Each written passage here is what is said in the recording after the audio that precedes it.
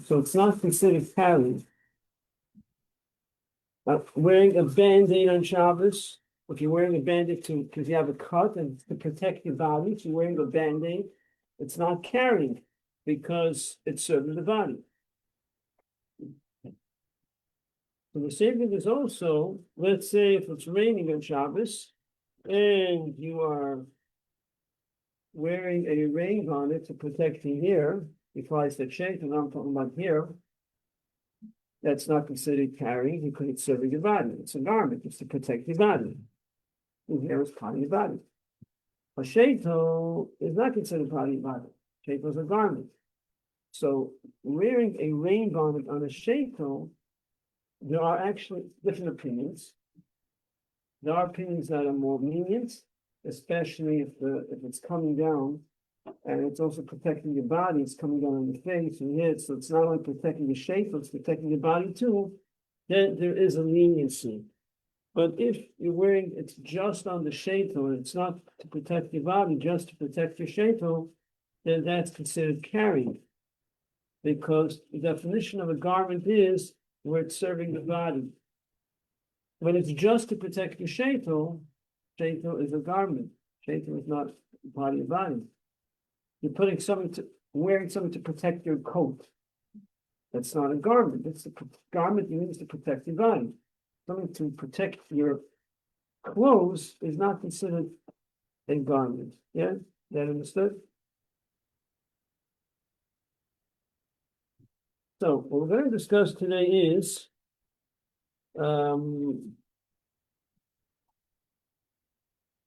let's say you're walking with a toddler in Shabbos, and the toddler meant to Hashem one day, or maybe you're babysitting and taking care of a child in Shabbos, and the child doesn't want to walk. Now, on a practical level, you don't go with a toddler in Shabbos unless you already experienced it during the week. If you don't try it during the week, you don't try it on Shabbos. You have to stop. Now, if let's say you do walk with a baby with a toddler on Shabbos, and the toddler, usually walks properly, and then all of a sudden, the toddler decides that he doesn't want to walk. He sits down and stands, whatever. What do you do? What are you allowed to do? Are you allowed to carry the child? You're going somewhere and you have no patience, you want to be there already, and now the child doesn't want to walk. Obviously, you can't carry it. You're not allowed to carry on Shabbos. But what could you do? What you could do is you're allowed to, if you're with someone else or by yourself, you're allowed to walk with the child. I don't think we discussed this at all. We didn't discuss it yet. I think maybe killed another class. So what you could do is you could help the child walk. Anyone knows how it's done? How you help the child walk? Anyone familiar? Yeah. Yeah, like one parent on each side, you take the hand, Very and then you good. just slowly. Right. Or it could be one parent holding both hands. In other words, the child has two hands. So if one parent is holding one hand, the other hand, and even though they're lifting the child slightly off the ground, it's not considered carrying. So, and even one person can do it. Practically, it doesn't work. I've never seen it. You see on Shabbos all the time. It doesn't work, but sometimes it does work. Usually, it's like they decide that they're not walking, and the parents are standing there. They don't do it. Just gotta wait. But if it does work, basically, like you'll see, right? Basically, you're doing this, picking up one foot, going like that. Pick up the other foot, going like that. So even though you're actually transporting the child to his feet, but it doesn't matter because you're not lifting up both feet at the same time. The Chum say it's okay, it's not considered carrying. Now, if that doesn't work, which usually doesn't work, so then what you could do is, one way is just to wait it out. Practically, we're discussing the law aspects, but there's also the practical aspect. Practical aspects just usually wait it out. We give them time, they're not in the mood of walking. Sometimes we're not in the mood of walking, right? And we don't want to walk. But we're mature, when you stand in the middle of the street, you don't stop walking, it doesn't make any sense. But if not for that, if it would make sense to us, if if it was socially accepted, you would sometimes sit down on the street also, but you stand with mature people, you don't do that. So they don't feel like walking, so we also don't feel like walking, so practically you just wait it out. You wait, but what's if, let's say, you can't wait, whatever the situation, something it's freezing cold and the child is crying, but you know the child needs to get home, whatever. So then, what you could do is, you could pass the child. Now, what I'm gonna tell you now, actually, could be done regardless if it's, I'm saying, once if you can't wait it out, then you. So, what I'm gonna tell you now, you can do even if you could wait it out. In other words, if you're passing the child from one person to the next, now you're allowed to do even if it's not an urgent situation. Because if you're passing from one to the next, that's not considered carrying. Carrying in the public domain is only if you're carrying 4 cubits, 6 feet. You're carrying 6 feet at a time, picking it up in one spot and walking 6 feet and then stopping. That's considered a complete melacha. That's prohibited. But if you carry less than 4 cubits, so let's say, I'm gonna go to something else and get back to this. So I started saying you pass from one to the next. Now let's put that on the side. I'll pick up the child, and walk 2 feet, coming down. I'll pick him up again, keep on doing that. That, according to the Torah, is not prohibited. According to the Torah, it's only prohibited if you're carrying a full 6 feet. Picking up in one place, carrying 6 feet, and then putting the child down. But if you're carrying less than 4 cubits, less than 6 feet, that's not prohibited by the Torah. It's prohibited rabbinically to do such a thing. You can't even carry less than 6 feet at a time. To pick up a child, just for a foot or two, and then put him down. Again, put him down. Rabbinically, that is prohibited. That's why you can't do that. Right? That's clear?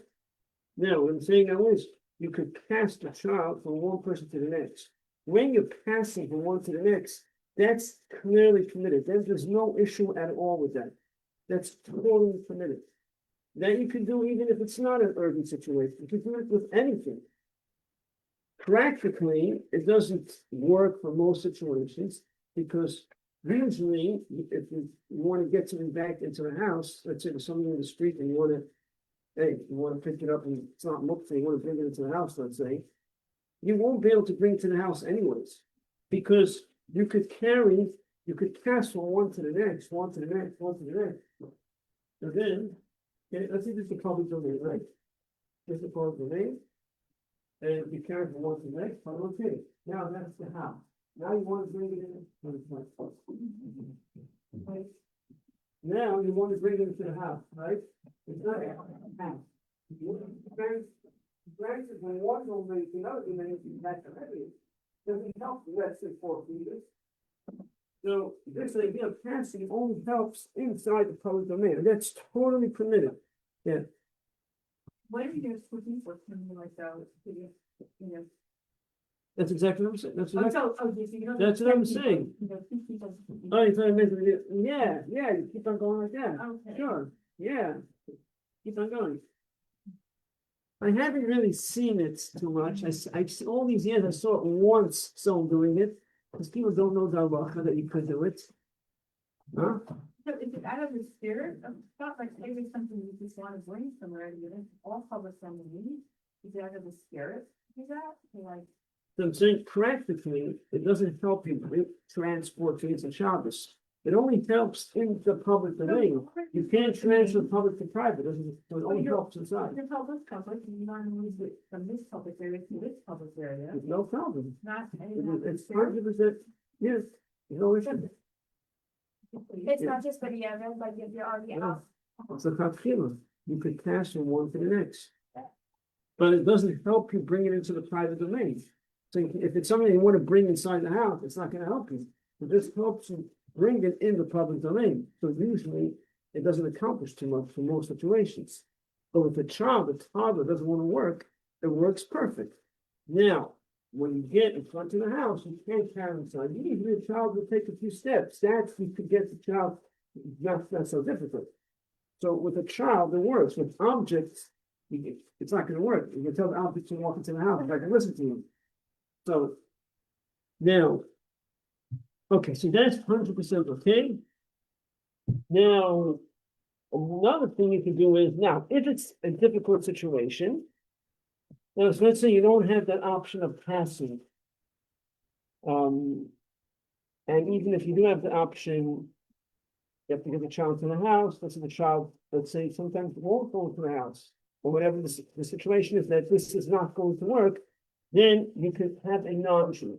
You could ask a non-Jew to carry the child for you back into the house. In other words, if it's necessary, if it's a what's called a shasat, a difficult situation, it's freezing cold, and you just need to get the child back into the house. You just can't wait. It's extremely difficult. Whether it's because it's cold, or the child is screaming, and the child needs need a drink, and the child is just not being rational. Sometimes you have situations that you can't just sit and wait it out, and you don't have someone to pass it to. But then you could ask a non-Jew to carry the child for you.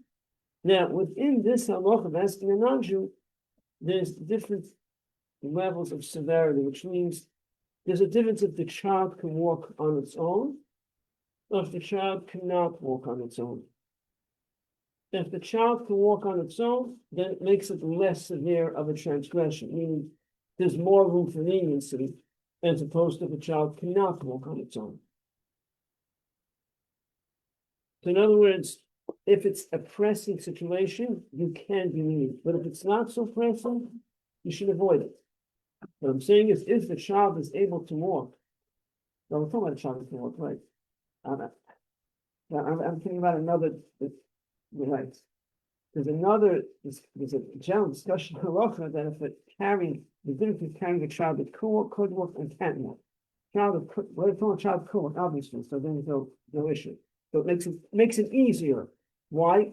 Because according to the Torah, the rabbinic rule, you're allowed to carry a child. You're allowed to carry a child in Shabbos, a child that could walk, because being a child is able to walk, so it's considered that it's like he's carrying it himself.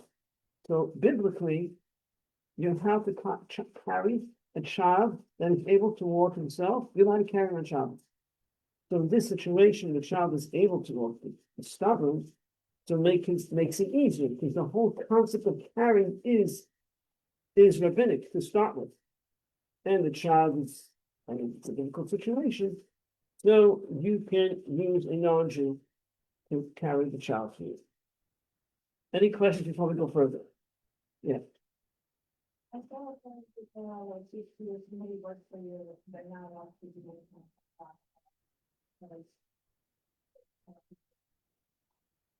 Okay, so there's a general halacha that you're not allowed to ask a non-Jew to do work for you on Shabbos. Right? That's what you're asking. That's a question. In general. Right, in general. In general, you cannot ask a non-Jew to put on the lights and do this. You can't do that, right? Correct. Generally not. But it is a whole list of exceptions to the rule. There's the general rule, and then there's exceptions. This is one of the exceptions. Because it's a pressing situation, and it's a rabbinic act, and it's a completely a double rabbinic act, or I'm not going to go into all the details. So one can be lenient and tell a non-Jew to do it. In other words, in general, whenever it's a rabbinic act, and it's an extremely pressing situation, or for the purpose of a mitzvah, you're allowed to tell a non-Jew to do that prohibited act as a general rule. Yeah, if you're not applied, obviously, it's really rabbinic, Even if he's not enjoying it, like they're feeling for the full time. doesn't matter. Yeah. Whatever we're saying, what we're discussing here in this situation. Yeah, like they know this. Right. It doesn't make it any worse. If anything, it makes it better. Right. So when we say you're allowed to do it to an non-Jew, it doesn't make a difference if it's an employee, not an employee. If anything, it's better because they're getting something for it. Okay, is clear? Yeah.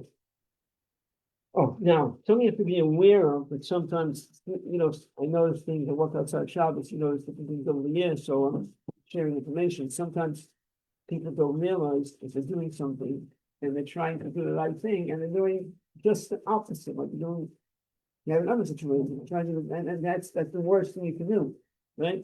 So once I was walking down the street in Shabbos and the child didn't want to walk. Sits down, and the child's on the sidewalk, the child, the parent picks up the child. Sometimes you find in the street, you have the house, actually on Empire. Empire, remember it was an empire between Troy and Albany, closer to Troy. So if you know those houses, you know how to explain this. So if on the side that's further away from 770. So this house is the gardens in the front. And then there's like not a gate, like a wall with bricks come up. It's not walking here, it's walking down. Then here's bricks coming up, and here's a garden. The cup is like the bricks, and then there's the garden inside. The wall comes up with bricks. If the parent picked up the child, that's in the street, beside it, it's not a place to sit, that's it's in the garden. Picks up the child and puts it on over here. Now this, it's being that it's 10 plus 5 is about 31 inches, and it's, let's say, a square foot about 4 by 4, 13 inches about, 13 to 13. So, yeah, that makes it a private domain. In other words, if you can't carry it from a public to private, you can't carry it from the street into your house to your street. Why? Because the house is a private domain. Definition of private domain is not necessarily house, enclosed, a large enclosed area. The definition of a private domain is anything that's 10 handbreadths high by 4 by 4 handbreadths. An inches that is about 31 inches high by 13 by 13 inches. So this tile here, this tile uses a foot by a foot. So imagine it's slightly bigger than that, and it's this height, about this height. If it's that measurement, take exact measurement. This is 31 inches. This is here. Not right here. This is the height. Some say so higher. So if it's this height and it's a square foot and a lot, if it's the middle of the street, you have sometimes beams like this, and it's actually the size, 500 is something smaller, bigger.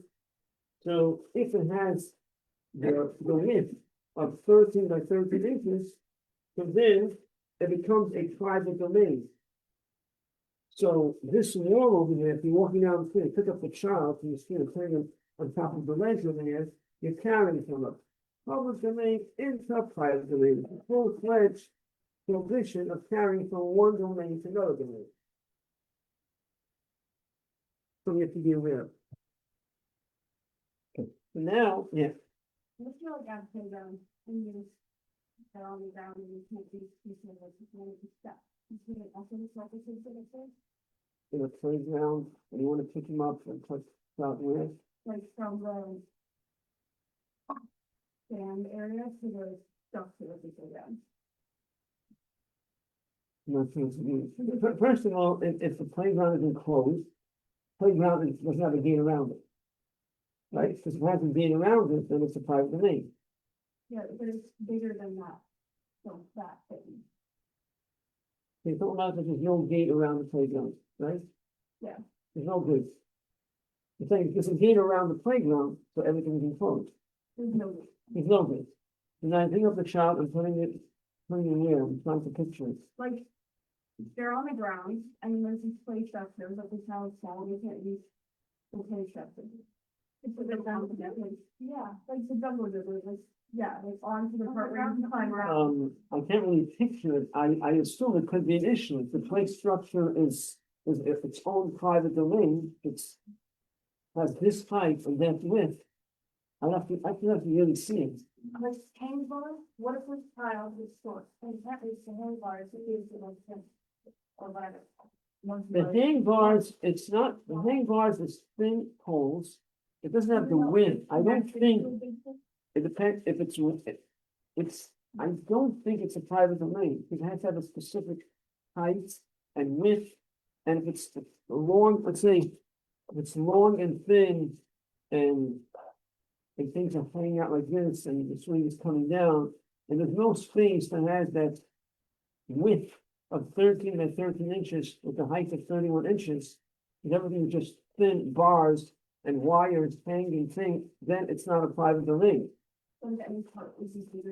If it does have, then that part could be, but the rest could be not.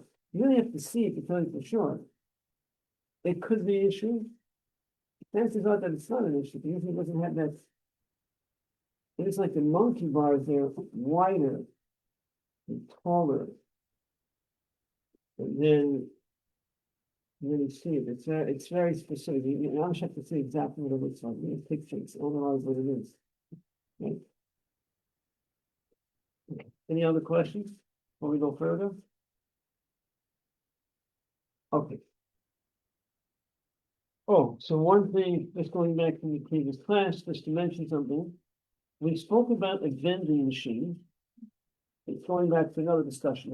We spoke about what's the writing on Shabbos and doing business. So I'm just throwing something in. And that is, we mentioned that if someone owns a vending machine on Shabbos, the question is, can the vending machine stay open on Shabbos? If you're not allowed to earn money, you can't earn money from working on Shabbos. So I did say that a vending machine is an issue. But I found later there are rules opinions that say that you could leave the vending machine operate on Shabbos, because the money that you're earning from the vending machine is not just for Shabbos itself. It's also because there's work that goes in during the week. You have to replenish it, you have to repair it. So though you're not allowed to earn money from Shabbos itself, but if it's coming, if it's the mushroom is if it's swallowed in, meaning it's also. It's a combination of weekday and Shabbos, then you're allowed to benefit from what you earn on Shabbos. So let me just clarify a little more, because most people are not here. And then is, you're not allowed to write on Shabbos, and Chacham made a decree that because you're not allowed to write, you can't do business on Shabbos because you might come to write things down. Because you're not allowed to do business on Shabbos, they said also you can't also earn money on Shabbos, because you might come to do business. So it's all included in the prohibition of the sages that you don't come to rent, you can't do business on Shabbos, buying and selling, giving gifts, and you also cannot benefit from what you're earning from, you can't benefit from working on Shabbos. Now, I said working on Shabbos, you can't benefit from working, but you can't work on Shabbos. There is work that you're allowed to do on Shabbos, right? There's jobs you can have that's permitted on Shabbos. So those jobs you're allowed to do on Shabbos, but you cannot earn money from it. You can't get paid money just for the day of Shabbos. It has to be inclusive with other days where you're getting a lump sum, including Friday and Shabbos. Like people, let's say, rent out hotel rooms for Shabbos. It's not just, it's, especially say Friday night, but you come earlier, and also they are doing work before Shabbos. They're preparing the rooms before Shabbos. So they're not just getting paid for Shabbos, they're getting paid also for the weekday also. Is this making sense to everyone? Yeah? Yeah. I just sort of bring up something as a class better one. Scenario, let's say, you don't have time, and you monthly donations to. Make what? Monthly donations to the center. Is it okay to give that a bit to your rabbi, on the even though they're not in my team, but you have that in The envelope, what's inside? donation? Money, cash. Yeah. Yeah, but you Like get, a tag. yeah, but that money is, you're not allowed to move in Shabbos, it's muktzah. Money is muktzah. You can't move the money in Shabbos. So giving it to him, that's muktzah. Yeah? Yeah. So say like a speaker writing for Shabbos, or asking for the sign manual and asking for it on Shabbos. How's he get paid for Shabbos? Exactly. Your question is, how do they get taken Yeah, down? so I guess because of character and disease versus. So, well, if they're coming into Shabbos, they have to drive before Shabbos. They also, so it's inclusive. There's prep, there's work that goes into it before Shabbos also. And that's the leniency. And then the thing was right there, and still, it's prepare in advance what they're going to speak about. And Preparing, it's a leniency that some opinions use and some opinions don't use. If you make up beforehand that they're gonna pay you when you prepare, so that's a leniency that some opinions accept, some opinions don't accept, so it's your choice whether to be lenient. I mean, it's people generally will use that leniency, but there is a way that's 100% good, but it's not ideal for people who want to make money on Shabbos. And that is that you make up with the person that you don't have to pay me, but if you want to give me a gift, I would appreciate it. And there's no set price, so they can give you whatever they want. You can get $1 if they want. So it's not a payment because you never made up a price. And you hope they're going to give you something decent. And if they don't, then you're stuck. So it's not, people don't usually do that, but that's what's 100% okay.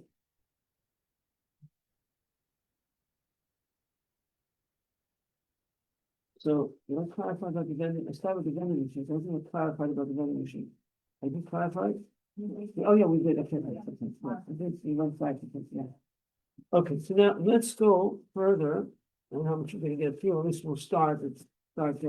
Interesting halachas about that. If someone is walking on Shabbos and he realizes that he's carrying, what do you do? So to start with, is a mitzvah to check your pockets before Shabbos. Make sure you're not carrying Shabbos. Why check before Shabbos? Why can't I check on Shabbos before I walk outside? Because what if there's muktzah in your pockets? When there's muktzah in your pocket, how do you take muktzah out of your pocket? Right? It's good. So that's why you want to check your pockets before Shabbos. Now, try to get through some basics. We don't have so much time left now. Some basics. And that is, you realize you're walking. You realize you're carrying while you're walking. And usually, you realize you're carrying it in the pocket. I mean, the same thing if you realize you're holding something, then you realize you're carrying. It's the same thing. Holding in your pocket. What do you do?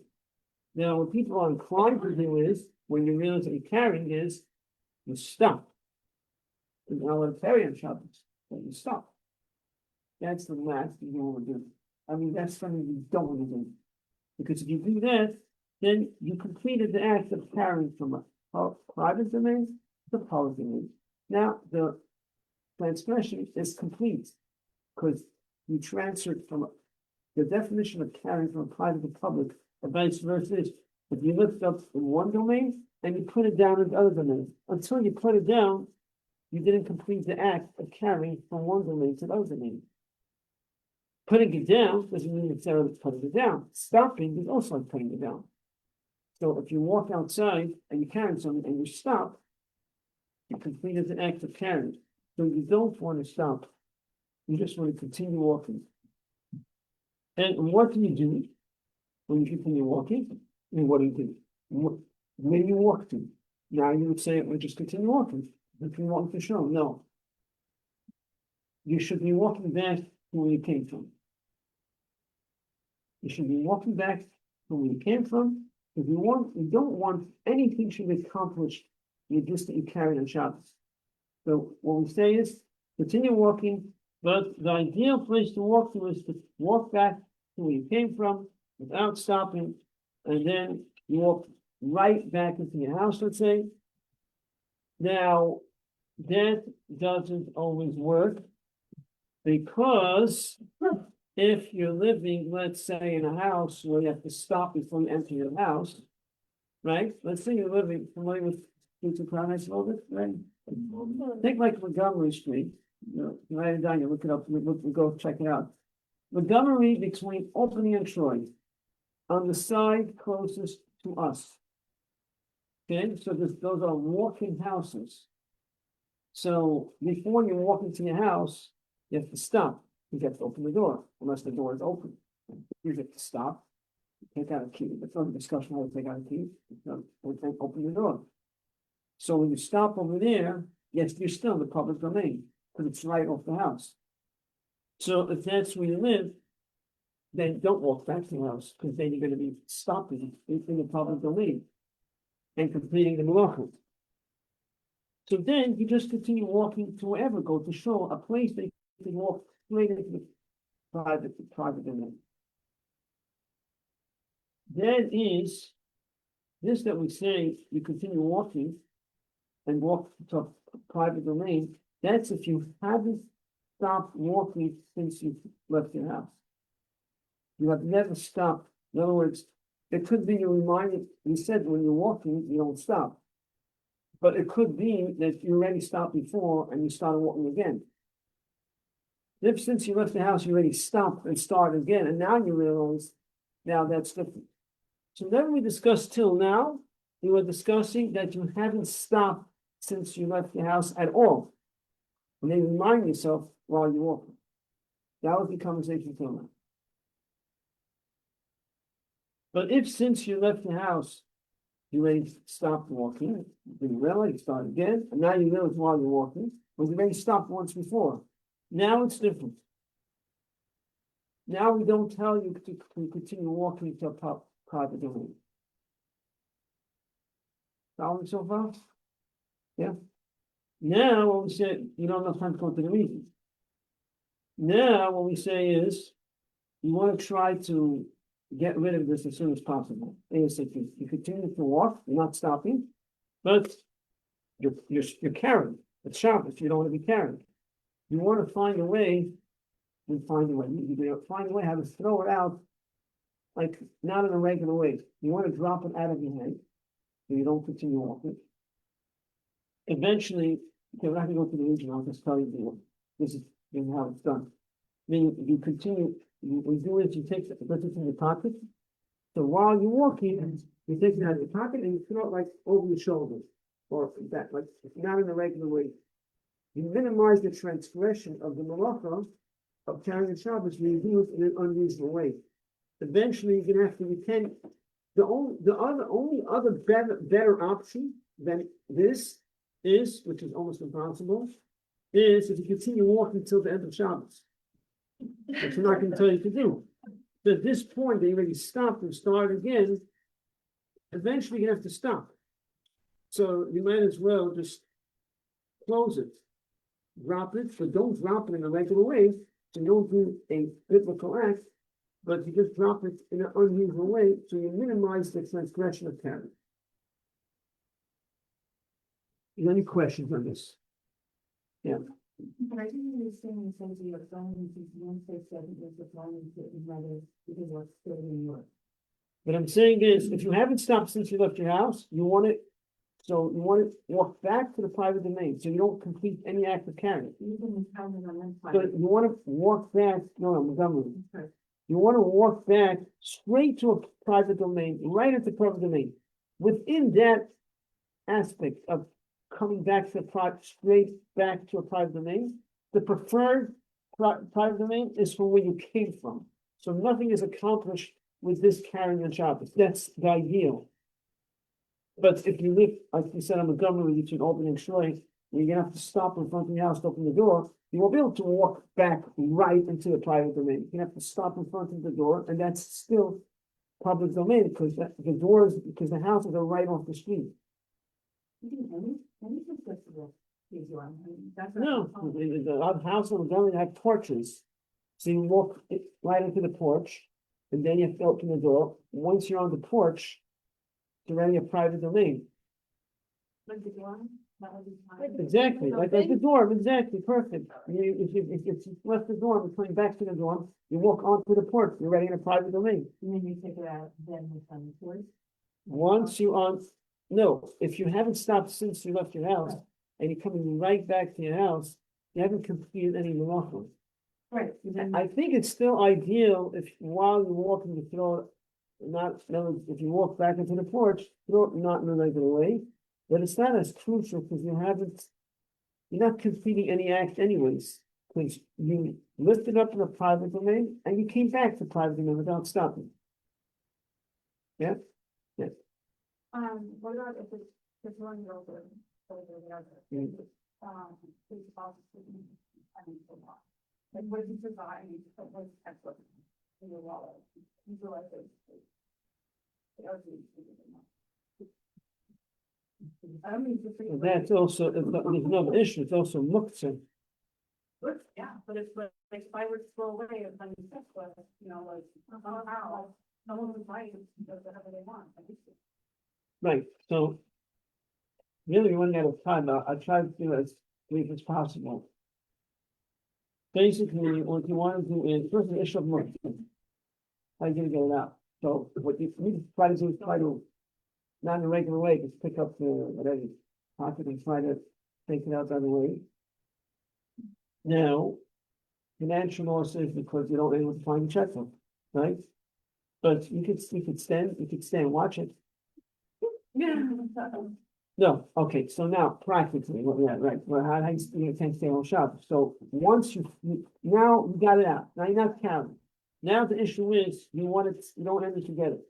So now if it's a real financial loss, again, you can ask the non-Jew that you trust and ask them to carry it to you back to the house, if you're really concerned. But if you find someone, you find someone that you looks like you can trust them, and you ask them to carry it back. Preferably, but not so practical, is to stand there and watch it for the Shabbos. But if it's ready to do that, you can ask the non-Jew to do it. I mean, if they grab it and they run with it. No, before you ask someone, make sure, and you can tell, like, so don't, what's that got? So chase them, what do you do? Yeah, Something that you don't put on, let's say, glasses or something like this, isn't better. very good question. You realize you're carrying while you're walking, and it's a pair of glasses. So perhaps put it on while you're walking. The answer is, if you do that, then you're also completing the act of carrying. Because you're putting it where it's meant to be, so that's a complete act of carrying, so you don't want to do that. Any other questions? Okay, with everyone?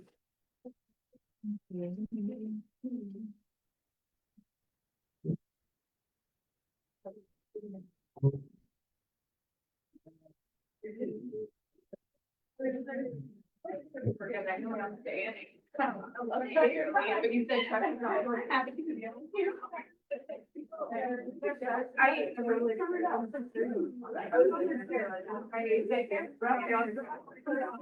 have a question. If you're carrying muktzah, like you're carrying money and you haven't stopped, you can also carry like walk back to the book or wherever. Yeah, because, yeah, sure, because you're not picking up, Okay. because you're walking right back. The issue is, when you're supposed to drop it in a backhanded way, and it's muktzah, how do you do it? Right. Then you have to figure out if you're not in a regular way. No. But that's only if you stop. Right, if you stop, it's left, right. Okay. Also, I have a question about carrying. I have to look it up, but it might be, there's no way I have to do it and get it out. Then can you just continue walking? Muktzah, I don't think they allow you to move muktzah to minimize. It's only, you're not gaining. So the idea is that you're gonna have to complete the malacha anyway, so you might as well get it out. But if it's muktzah, then I think you just continue walking to our house, Okay. then you take it off. Because in both cases, you're completing the malacha, just so we try to minimize it, because anyone's gonna have to put it down at some point anyways. Okay. Okay, thank you. Also, I have a question about carrying in the front of the building. Is that permitted? Yeah, so if you want a one Jewish family, then you need what's called Erev Chatzos. If, let's say, in Ukraine, I'm the only, there is another Jewish person there. Yeah, but like, me and my family, we're the only that are in the house. Am I permitted to carry there without the air? Background where like I. I don't know, yeah. I was sitting there.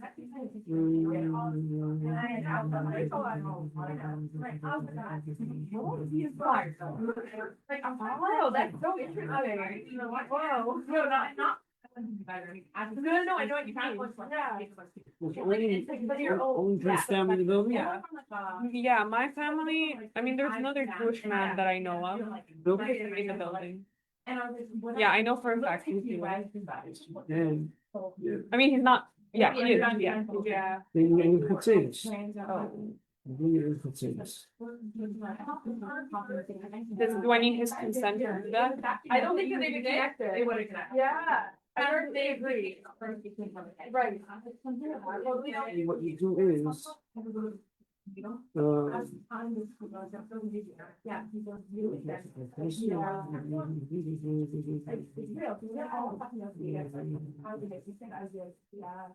if there's one Jewish family, then you need to make it. And what you do is, there's a super, there's a lake, you rent from him, you pay him $2, you rent from him the public area.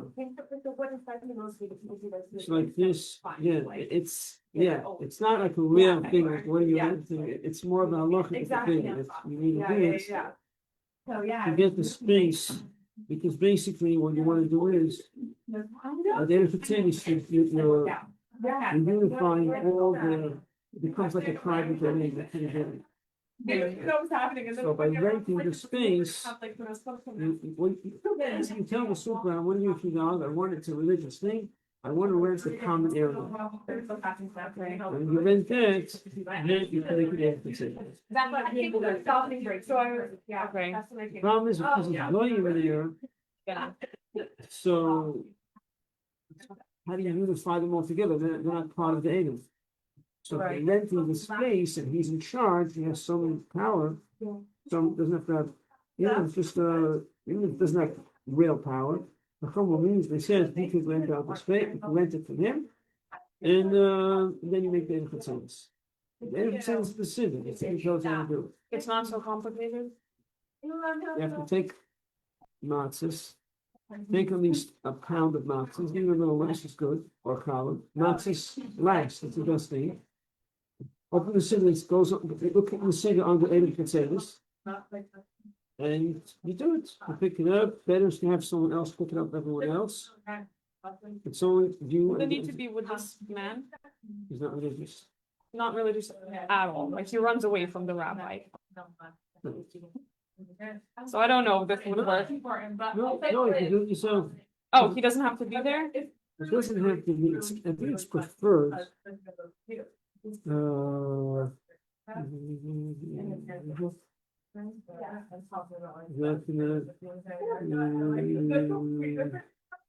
For all my Latino friends. So many. I'm saying, what's the thing? Oh, you guys don't. I feel like it's not 45 minutes. Well, like a friend goes. You're really doing it for yourself. The only one that's using the potatoes is yourself, right? That's fine. Yes, but Okay. lifting it up other people so it should belong to everyone. But that's not the case anyways. It's for yourself anyways. It's not for other people. No one else is using it. Okay. No one else Right. is using that to Yeah. carry, right? The other guy doesn't care. Okay, so if I do that, I can carry my apartment down. Yeah. Right. Yeah. Okay, good. Thank you.